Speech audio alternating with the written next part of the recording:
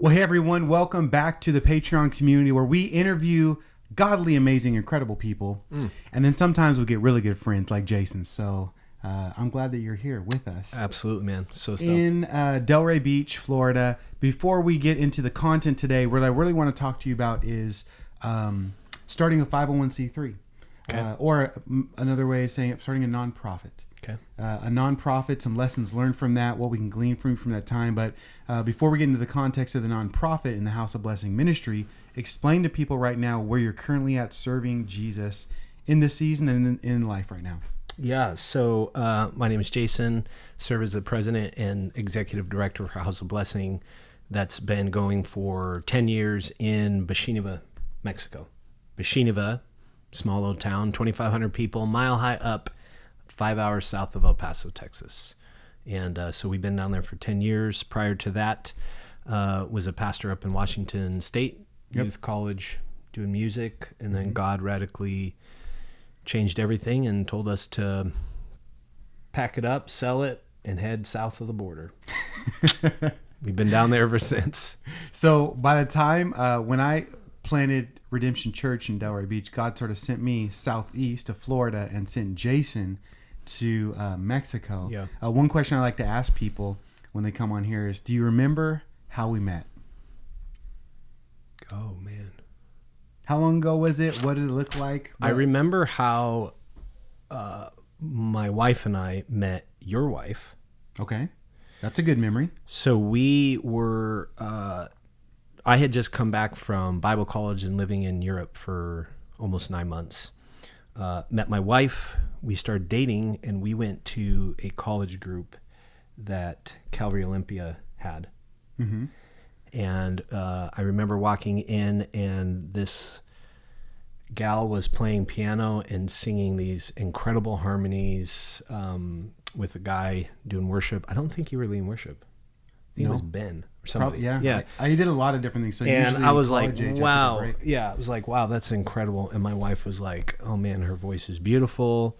And that was the lovely Laura Williams. And then, I don't know. I mean, maybe that night or another? No, I remember the living legend because Cody Harris, yes, a pastor friend now who's planted in the legend. Utah. Yep. Legendary. We accidentally combined Bible studies and sort of had this huge, massive Bible study that got out of hand. And so he went under your dad's leadership. Yeah. And I was going to Olympia. And so basically we like accidentally planted a church. Is that how it happened? And then Cody was like, we need some more people because people started tithing and it was just blowing up. So we decided there's this guy named there's this guy named Jason, and he knows how to do worship. And so I remember passing it on to you. Yes. And that was a Thursday night Bible study. Thursday night Bible study, man. Yeah. That was and great. I think one of the first times I ever met you was I think you led there randomly, but we really built our relationship youth pastoring together. Yeah. Absolutely. So, I sort of met you led that, and then you took that over, and then I went to Olympia, and it was just, God was moving all the pieces everywhere. So yeah, we were both youth pastoring, and then I spoke at a number of retreats for Sam Christensen, who was the junior high pastor. Yeah. And was connected with him, and then we talked about doing some high school events, and then it just led to these massive, insane, ridiculous overnighters, broom hockey, worship nights, just... Oh, yeah. We've had a lot of good memories. So incredible that was probably stuff. what how old is Ayantu, your daughter? She'll be 13 next month. month. It was maybe now 16, 17 years have we known each other? Done stuff? Yeah. Probably. I mean, way before Ayantu. Yep. So. Yeah, in fact, so we adopted our daughter Ayantu from Ethiopia when she was 4 months, brought her home when she was 11 months. And when we you remember this, when we were just struggling with infertility for no reasons other than God just closing that door. Doctors and everything were just like, nothing's wrong with you guys. So it was a confusing time for us. But anyways, when he kind of put on our hearts to adopt, I think that was like the first double date we'd ever gone on with you guys. Yeah. In Olympia. We had done a lot of stuff together. Yes. Our wives had stuff. We'd done youth ministry. We've been around each other, but being like, hey, let's just have a fun double date. Yeah. So we went, had dinner, went to this cool coffee shop, and then we just found ourselves just naturally just opening up to you guys, and you guys were actually the first people that we talked about our adoption with and wanting to do that. Yeah. And you guys prayed. This obviously, this guy being a man of God, how he is, prayed for us. And so I think God really used that to solidify how, close we are, our wives, and then that, long standing friendship. Yeah. So now we're BFFs, And we just admitted that. We admitted, finally admitted. It's okay. It's all Our right. wives were like, you guys are BFFs. And we're like, And they were like, yeah, we're BFFs. Yeah. So. We're good friends. So it's awesome. Yep. And so one of the privileges I get to have is to walk alongside of you. When we planted the church, you went to Mexico. Yep. Bring us through that stage, that process, because now it's a huge nonprofit. It's a ministry. It's multiple churches, dealing with dollars, people, all that different stuff. But it didn't start that way. How did God call you into Mexico to what you're doing right now? Yeah, I think it was real quickly and abruptly. We were just sensing a stirring of, probably similar to you. We knew that I didn't want to do youth ministry forever. Yeah. That wasn't my calling. It was at that time, but not like to continue. And so my wife, we were just both feeling like change was coming, and we had no idea what it would look like. I have always had a heart for missions. My wife had never been on a missions trip. She'd never been out of the country or anything. So I kind of started dragging her around to different parts of the world just to expose her to cultures, and now she loves it. But anyways, we were down in Mexico. We just brought our daughter home, and we were down there because we had helped plant a church in 2003, I think. So we were down there visiting family. My uncle pastors the church, and the Lord was just moving on our heart, like, what do we do? And we thought about maybe Ethiopia because we had adopted our daughter from there. We thought about church planning, taking over a church, and God just led me and my aunt on a walk, and just like through her, it was like, I want you guys to start an orphanage. In fact, I think her exact words were, wouldn't it be cool if God wanted an orphanage here in this town? And it was like, boom. So shared it with my wife. I was absolutely astonished. She was stoked about it and felt like God was doing that too. We had the blessed and gracious and incredible opportunity to not just be like, share it with our church and them say, oh, hey, good luck to you guys. Here's $100 a month. But our church sent us, we did this as a church. Yeah. My dad was the lead pastor at the time. We really felt like this was something as a church in the States, how we could grow missionally and whatnot. And so we were sent to start this ministry. And so for the first 6-7 years, we were a DBA of our church, so doing business as. So it was House of Blessing. We were functioning as our own thing, but we were under the umbrella of our church, which was great. It was incredible. There's no way we could have done it. Explain to people what a DBA is. So DBA is doing business as. So basically it allows you're doing business as House of Blessing, so you can have your name on things and whatnot, but it's all kind of legal stuff. But behind the scenes, the covering, whatever, if it's a church or a company or something, they're the ones who really have the control and are overseeing things. So, how is doing business as, or a DBA for the House of Blessing, a blessing to that ministry and to you?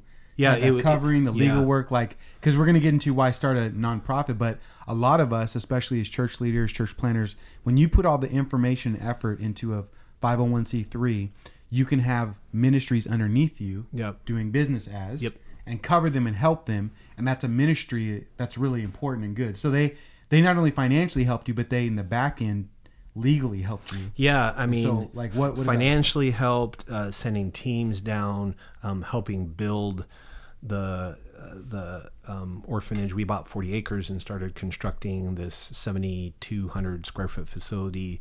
The connection that I had through our church with other churches then opened the door for churches to come down on missions teams.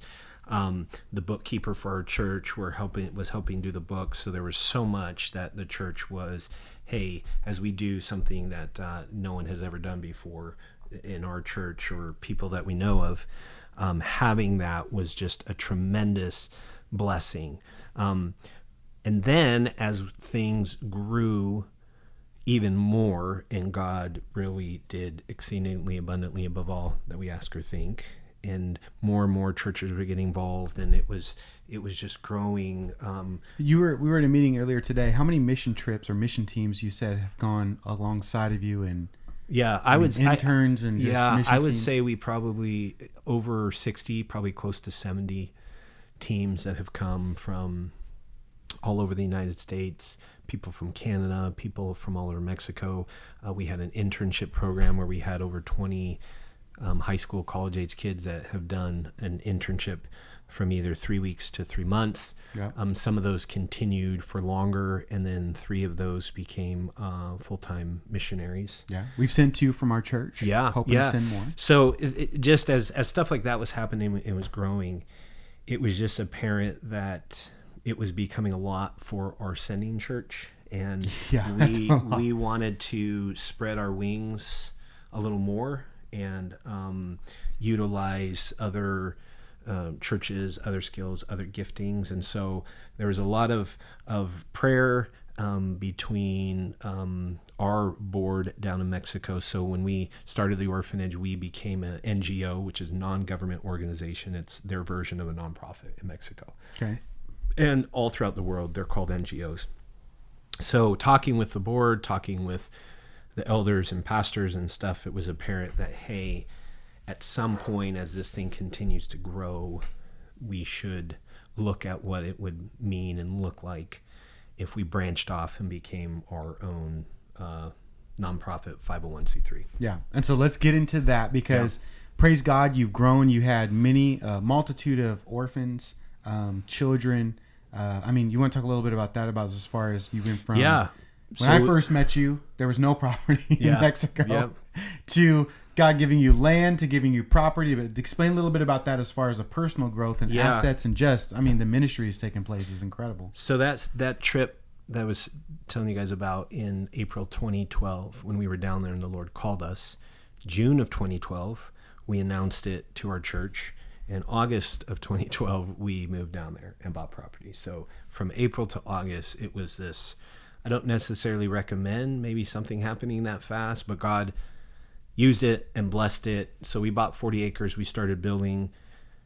We started filing paperwork. It was really important to me to do things legal and right, especially in a country where maybe that's not important in a lot of areas. And so the paperwork took a while, forming the board and doing all that stuff. And then we officially opened in February of 2014.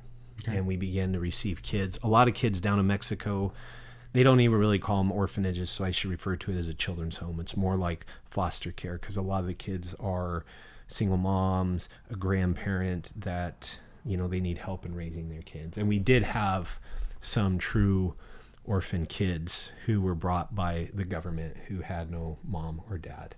Yeah. And so over the next 6 years, we cared for over 65 kids, aging in range from 18 months. We had a mom in there who's 21 who had a little baby, up through 15, 16-year-olds.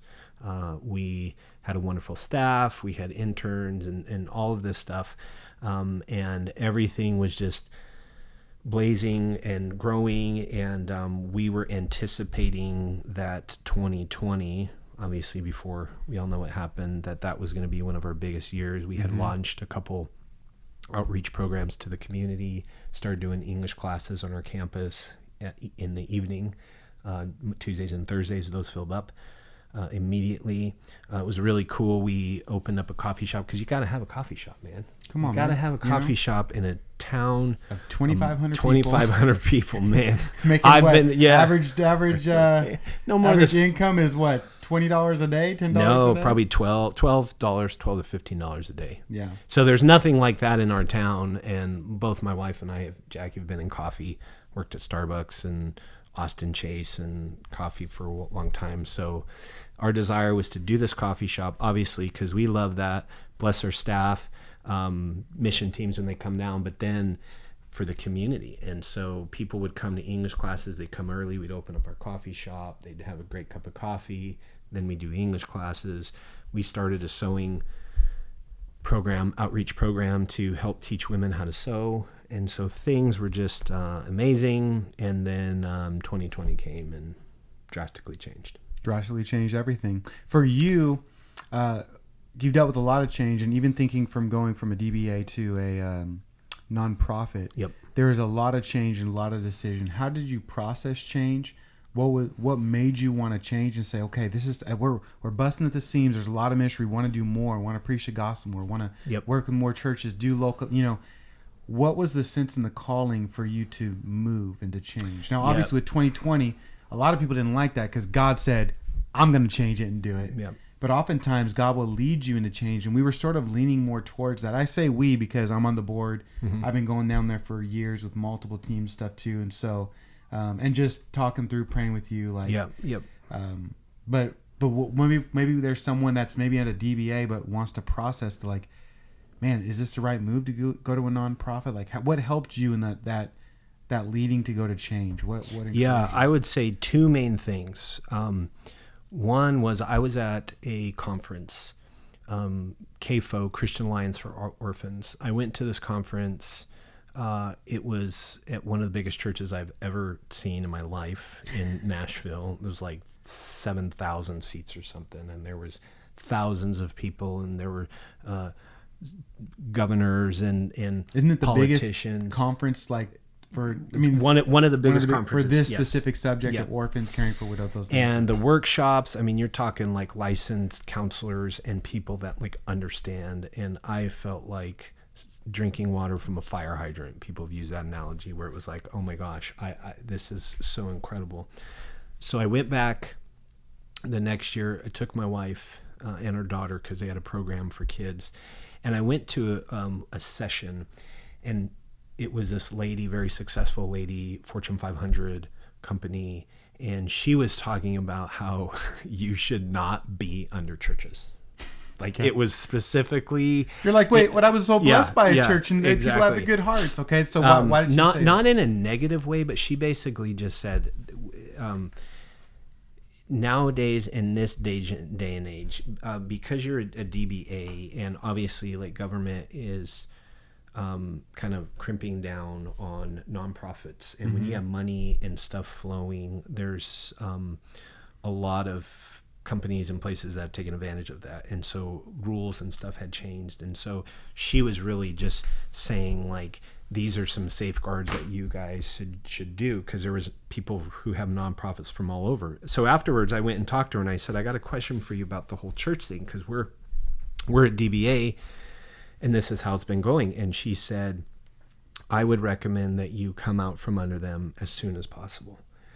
And then she just started sharing. She said, legally, technically, even though you're a DBA, your finances and resources and everything is tied to that church. So she said they had seen as churches had either folded for good reasons or bad reasons, or shut down, or maybe something bad happened with financials or something, that organizations like ours, like DBAs, kind of got swept up in that. So she was like, that's why we were just encouraging you should pray about doing your own thing. Again, it wasn't bashing churches, but she did say this. I said, well, and she goes, I know what you're going to say. You're going to say that would never happen to our church. And I kind of chuckled, and she chuckled. But so that was one where it was just like, okay. And I remember sharing that with the elders and our board at the time of the church. And then the other thing was we were doing a golf tournament, which our church had actually been doing this golf tournament for years before we started using the funds for House of Blessing. And they would do these golf tournaments, and then they would pick an organization or something to donate the money to. So when we started our ministry, they were giving the money towards us. So as we wanted just to see the golf tournament grow, I saw that even just having like the word church, and as you're trying to go out and get like sponsorships and stuff, people are like, oh, companies were just like, I'm not sure I want to sponsor a church in their event. So but they were pretty quick to be like, oh, well, an orphanage, sure. Exactly. So we tweaked a couple things. We said, hey, this isn't, our church at the time was called the Chapel Church, Chapel Church Golf Invitational supporting House of Blessing, we changed it to the House of Blessing Golf Tournament. So when we did that, and the wordage was really, we're doing this fundraiser, it's to raise money for this orphanage and just tweak things a little bit, we doubled the amount that we raised. And since then, our golf tournaments have been even more successful. So again, not that there was anything bad with being under the church. It was just those two things. Eyes were opened. Okay, in this direction that we are going, there's some better ways that we can do things that would further open doors. It allowed us to get some grant money, which you can't get. When you're under a church. So it allowed different things and open up doors for more, I think, non-believers. I don't know if that's because maybe people are turned off by church or whatnot, but when you tell people it's an orphanage and little kids, I mean, everybody wants to. Yeah. That's kind of how it is. Then 2020 hit, and God redirected you again. It was already leaning towards this, busting out the seams, maybe going towards nonprofit, the biggest year ever. 2020 hit. And now you guys are no longer a children's home or an orphanage. Yeah. So that, obviously, everything closed down. We had to close down. Most of the kids that we had in the home at that time, I think we had 16. Most of those kids had some form of family. And so we were getting calls from the family saying, hey, we want to be with our kids. And we're like, yeah, absolutely. This is crazy time. So the government shifted some of the kids that we had to different homes. 2 girls moved in with my wife and daughter and I during this time, and then we were reconnected kids with their families. Obviously, everybody thought this was going to be 2-3 weeks, whatever, this whole pandemic. The longer it went, the longer as it dragged on, we thought, okay, the kids can't come back to the orphanage. Yeah, and it hit pretty hard, too, even in that community. Absolutely. We were talking about the statistics or percentage-wise. It was, I think we had 25 to 30 people die from COVID. So in a town of 2,500, that's a huge percentage. Yeah. Hospitals and stuff down there, not good. So it was really, really devastating and wreaking havoc, as it did all throughout the world. But when we knew that this wasn't going to reopen for a very long time, it was like, how do we continue to help? Because people kept donating and supporting and believing in what we were doing, even when we thought, man, maybe we should just go home because of everything shut down. So it opened up an opportunity to start our health and wellness program where we could still care for these kids, but start kind of partnering and helping out their families. Mm-hmm. So we did anything from moving families into new places, helping provide finances, resources, food, clothing, financial assistance, all these things. So then in that, it was like, wow, these moms, these grandparents, these people, they want to stay with their family.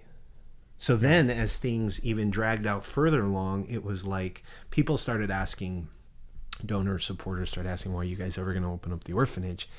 I went to that same conference, CAFO, and it was during the pandemic, and they were talking about how to function and minister through a pandemic. And there was this huge push of family reintegration, family reconnection, and basically, how do you do things now? How do you use your programs? How do you use your resources to basically not have to have kids come back? So it's like a reverse. Yeah. How do you not fill your orphanage with kids? And it's incredible because I don't think God's heart and desire was for there to be orphanages. It's kids need families. They need love.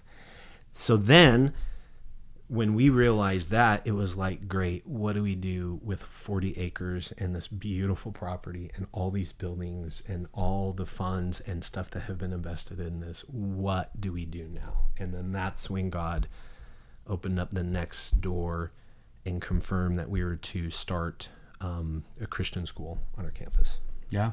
So you just started a Christian school. Tell us about the community's response, what you were sort of thinking, and then what actually happened. Yeah. Well, and let me say this, because your question, during that time, we were still applying for or to become a nonprofit. So during that time, the paperwork took forever, man. The government was so behind, and it was because of all the stimulus checks they were sending out to every. I mean, that was just a disastrous time. But anyways, that came through. House of Blessing became a charitable organization in Washington State, and then a federal nonprofit 501c3. So I was walking one day our property, just praying, God, what do you have for this place, this beautiful place? I surely believe that it's something more than just closing down. And my aunt called me again. This is the same aunt that I went for a walk who mentioned the thing about wouldn't it be amazing if God started an orphanage. So we had talked about a school before the pandemic and when the orphanage was going, because a lot of our kids were behind in schooling. Yeah. And it was the public school in our town was having a hard time receiving kids who were fairly far behind. And so we had talked about it, wanted to do it. And then she called and she's like, hey, have you been thinking about the school lately? And I was like, no, not really. So just started thinking about more. And then just looking at how the pandemic drastically changed school kind of forever at that time for kids down there. You know, Explain a little bit about we didn't have what happened with the yeah, school. we didn't have internet is not everywhere down there. And actually Mexico, the government made a contract with 4 of the major television companies to broadcast classes on TV. So rather than kids up here in the States, doing Zoom and stuff on internet, it was all through WhatsApp messages and watching TV. So they put out the schedule. Our youngest daughter, hers was at like 6:30 in the morning. So you'd get up in the morning. I never thought I'd have to get a TV subscription for kids to go to school. She got up in the morning and you sit there with your notebook and you go through schooling. And it was Mexico's way to try to educate hundreds and hundreds of thousands of kids during a pandemic. And how long did that last? Up until they went back to school, which was maybe 2022, right? So about year. 2 years they were doing just 2021. But then they went back half day, 2 days a week for 3 hours a day. Sometimes it never went back to being normal. In fact, my daughter, she left school when she was in 4th grade and then went back to school full time when she was in 7th grade. So in that, I just started thinking, wow, it would be great to do a school. So we were anticipating 15 to 18 kids from our church. So I shared it with the board. You guys were excited about the possibility, shared it with some pastors and supporting churches. They were excited about the possibility. Yeah. We shared it with our church. We thought we would start with 15 to 18 kids from our church. The church in Basheenova. Yes. Your uncle pastor. Yeah. So we met with them. We invited them to an open house. I don't know how everybody else heard about this open house because we did nothing on social media or anything because we weren't really sure how it was going to go. We had over 60 people that came. The gospel was shared by my uncle, our pastor, of just the heart behind our Christian school. Obviously a Christian school with the emphasis of biblical foundation, education. We found this program and curriculum in Mexico to do the education side of things. And then also an emphasis on English. So the kids have 4 days a week, they have English classes for 45 minutes a day.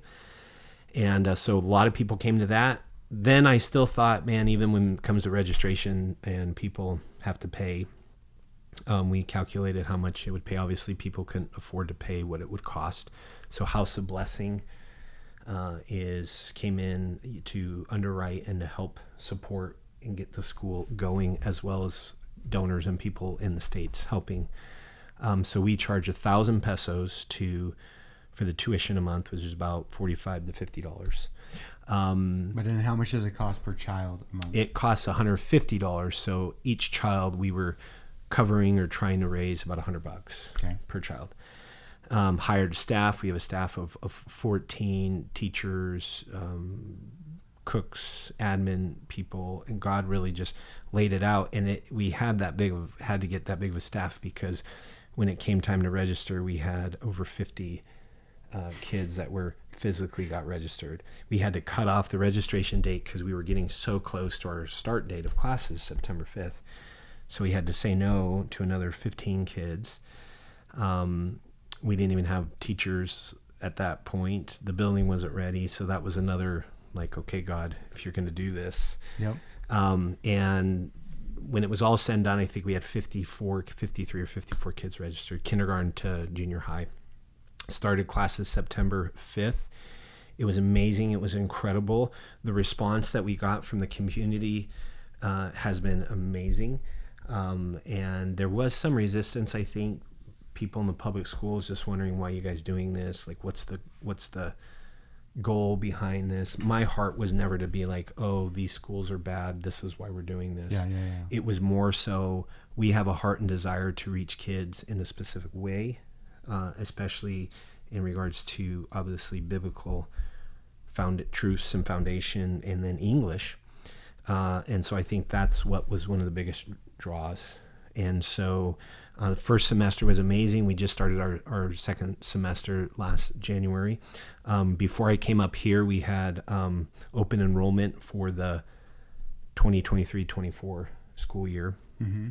And I was just checking the list. We have 28 new kids on top of the 50 plus kids we already have. Wow. So, and then there's ministry, because you guys do devotionals every day. Yeah. Or 4 days a week? 5 days a week. 5 days a week. Yeah, 5 we days have a week, yeah. Devotionals, 8 to 8:15 for our fourth graders through ninth graders, and then middle school youth group is just blown up. Middle school youth group is all those blown kids up. Are coming. Yeah, the teacher, my wife Jackie, teaches kindergarten. The teacher, first, second, third kindergarten, they don't do the devotions with the whole school, but the teachers do their own devotions in class. Okay. Yeah. And so just the stories, I we could spend hours and hours literally just sharing WhatsApp messages and stories from parents. And the majority of these people are non-believers who are just so grateful for the school. Yeah. The impact that they'd seen on their kids' life. They're seeing victory over depression.